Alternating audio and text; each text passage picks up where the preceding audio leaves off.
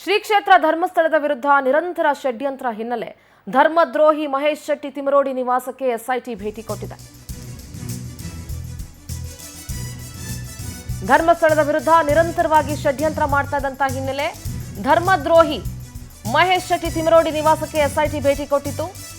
ತಿಮರೋಡಿ ಪುತ್ರಿಯ ಹೇಳಿಕೆಯನ್ನ ಎಸ್ಐಟಿ ಅಧಿಕಾರಿಗಳು ದಾಖಲಿಸ್ತಾ ಇದ್ದಾರೆ.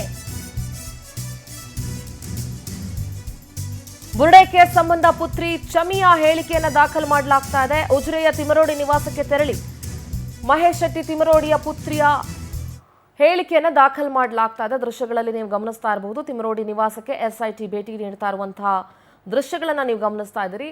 ಮಹೇಶ್ ಶೆಟ್ಟಿ ತಿಮರೋಡಿಯ ಪುತ್ರಿಯ ಹೇಳಿಕೆಯನ್ನು ದಾಖಲಿಸಲಾಗ್ತಾ ಇದೆ.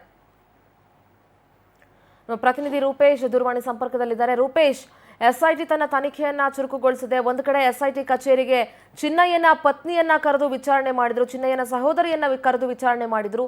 ಇವಾಗ ಮಹೇಶ್ ಶೆಟ್ಟಿ ತಿಮರೋಡಿಯ ನಿವಾಸಕ್ಕೆ ತೆರಳಿ ಆಕೆಯ ಅಂದ್ರೆ ಅವರ ಮಗಳ ಹೇಳಿಕೆಯನ್ನ ದಾಖಲಿಸ್ತಾ ಇದ್ದಾರೆ, ಪುತ್ರಿಯ ಹೇಳಿಕೆಯನ್ನ. ಸದ್ಯ ಏನೆಲ್ಲ ಸ್ಟೇಟ್ಮೆಂಟ್ ಕೊಟ್ಟಿದ್ದಾರೆ, ಏನು ಎತ್ತ ಏನಾದ್ರೂ ಗೊತ್ತಾಗಿದೆಯಾ ರೂಪೇಶ್? ಹೇಗೆ ಸಿಂಧೂರ ಎಸ್ಐಟಿ ತನಿಖೆಯನ್ನ ಮುಂದುವರಿಸ್ತಾ ಇದೆ. ಅದೇ ರೀತಿಯಾಗಿ ಹೊಸ ವಿಧಾನದಲ್ಲಿ ಹೊಸ ಆಯಾಮದಲ್ಲಿ ತನಿಖೆಯನ್ನ ಮಾಡ್ತಾ ಇದೆ. ಯಾಕಂತ ಹೇಳಿದ್ರೆ ರತ್ನ ಮತ್ತೆ ಮಲ್ಲಿಕಾಗೆ ನೋಟಿಸ್ ಅನ್ನು ಕೊಟ್ಟು ವಿಚಾರಣೆ ಕರೆದನ್ನು ಕೂಡ ಗೊತ್ತಿದೆ. ಹೀಗಾಗಿ ಇವರೆಲ್ಲರೂ ಕೂಡ ಚಿನ್ನಯ್ಯನ ಕುಟುಂಬಸ್ಥರು.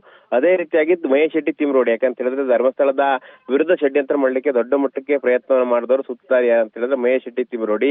ಹೀಗಾಗಿ ತಿಮರೋಡಿಯ ಮನೆಗೆ ಇವತ್ತು ಎಸ್ಐಟಿ ಪೊಲೀಸರು ಹೋಗಿದ್ದಾರೆ. ಹಿಂದೆ ಎಲ್ಲ ಹೋಗ್ತಾ ಇದ್ರು, ಯಾಕಂತ ಹೇಳಿದ್ರೆ ನೋಟಿಸ್ ಅನ್ನು ಕೊಡ್ಲಿಕ್ಕೆ. ಅದೇ ರೀತಿಯಾಗಿ ನೋಟಿಸ್ ಅನ್ನು ಕೊಡದೇ ಇದ್ದಾಗ ನೋಟಿಸ್ ಅನ್ನು ಮನೆಗೆ ಅಂಟಿಸಿ ಬಂದಿದ್ರು. ಇದೀಗ ತಿಮರೋಡಿ ಮನೆಗೆ ಹೋಗಿ ಅಲ್ಲಿ ತಿಮರೋಡಿಯ ಮಗಳನ್ನ ಮಗಳಿಗೆ ಸಂಬಂಧಪಟ್ಟಂತ ಹೇಳಿಕೆಗಳನ್ನು ಪಡ್ಕೊಳ್ಳಿಕ್ಕೆ ಇವತ್ತು ಹೋಗಿದ್ದಾರೆ. ಇಲ್ಲಿ ಬಹುಮುಖ್ಯವಾಗಿ ಯಾಕಂತ ಹೇಳಿದ್ರೆ ತಿಮರೋಡಿ ಅವರ ಮನೆಯಲ್ಲಿ ಎಲ್ಲಾ ಷಡ್ಯಂತ್ರಗಳಾಯ್ತು. ಚಿನ್ನಯ್ಯನನ್ನು ಕೂಡಿಸ್ಕೊಂಡು ಪರಿಪರಿಯಾಗಿ ಯಾವ ರೀತಿಯಾಗಿ ಷಡ್ಯಂತ್ರ ಮಾಡಬೇಕು ಅಂತ ಹೇಳಿದ್ರು. ಎಲ್ಲವೂ ಕೂಡ ಬ್ಲೂ ಪ್ರಿಂಟ್ ರೆಡಿ ಆಗಿತ್ತು. ಯಾವ ರೀತಿ ಕಥೆಯನ್ನು ಕಟ್ಟಬೇಕು, ಯಾವ ರೀತಿಯಾಗಿ ಸುಳ್ಳನ್ನು ಹೇಳಬೇಕು, ಧರ್ಮಸ್ಥಳ ಹುಡುದು ಯಾವ ರೀತಿಯಾಗಿ ಮಾತಾಡಬೇಕು, ಎಲ್ಲವನ್ನೂ ಕೂಡ ವಿಡಿಯೋ ಚಿತ್ರೀಕರಣ ಮಾಡ್ಕೊಂಡು ಹೇಳಿದ್ರು.